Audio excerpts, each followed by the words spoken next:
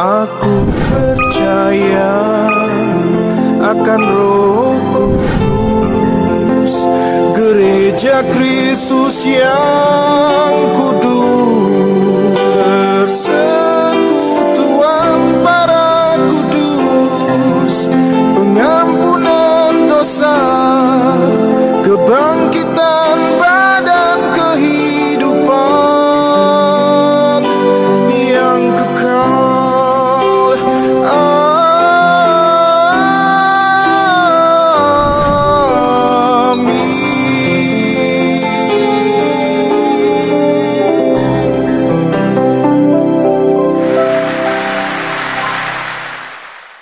Halo para sahabat Kristiani, saya Romo Effendi Kusuma Sunur SY. Kali ini saya akan membahas dari mana kata Katolik itu. Pertama-tama kita lihat bahwa kata Katolik sendiri berasal dari bahasa Yunani Katolikos yang artinya keseluruhan, universal atau lengkap.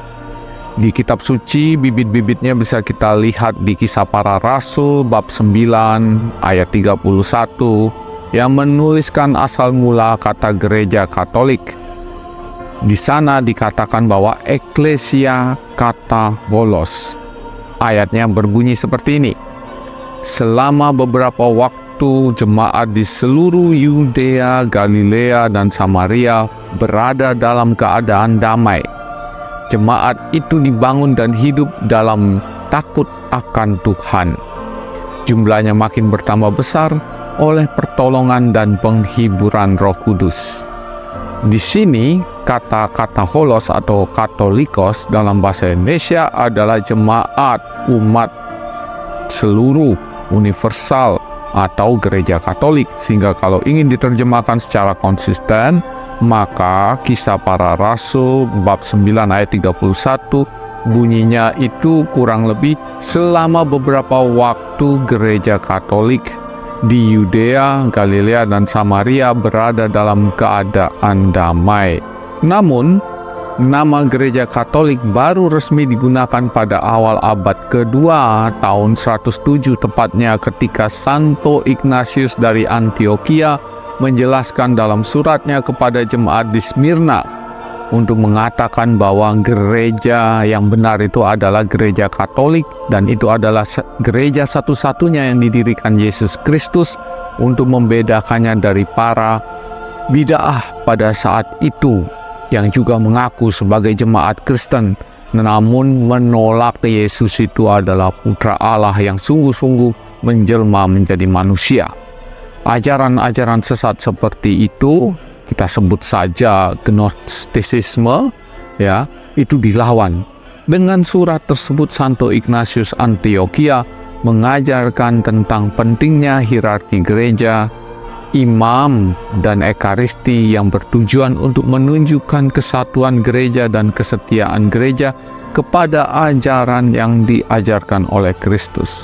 Ya, kira-kira demikian penggalan kalimatnya. Di mana uskup berada, maka di sana pula umat berada.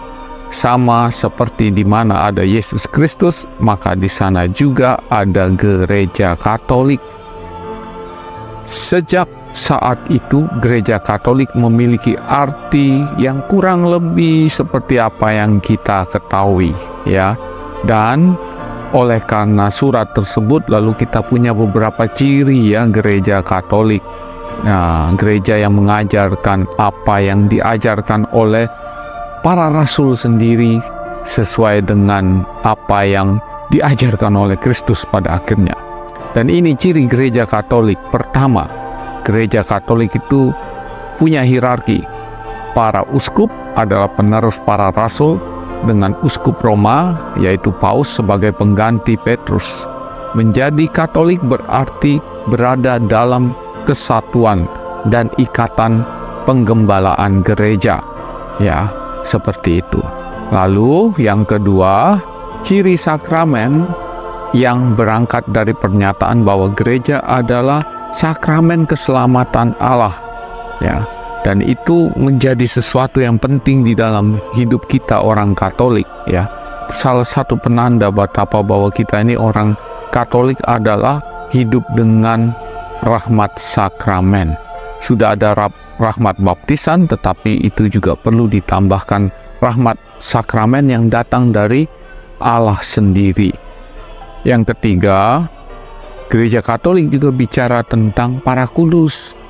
Ya, kita tahu bahwa kita itu menghormati Bunda Maria sama seperti kita menghormati Santo Petrus, Santo Paulus, dan lain-lain, walaupun Bunda Maria punya keistimewaan, ya. Dengan ciri pengantaraan para kudus itu, lalu kita ini bisa disebut sebagai Gereja Katolik.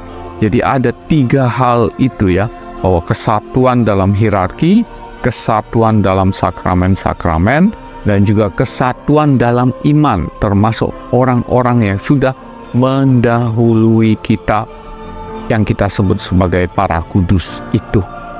Dengan demikian, Katolik yang artinya adalah kesatuan universal, keseluruhan, itu mencakup kesatuan hierarkis, kesatuan sakramen, dan juga kesatuan para kudus atau orang beriman. Semoga dengan demikian kita menjadi mengerti mengapa kata Katolik itu dipakai untuk menggambarkan gereja Katolik kita ini. Terima kasih.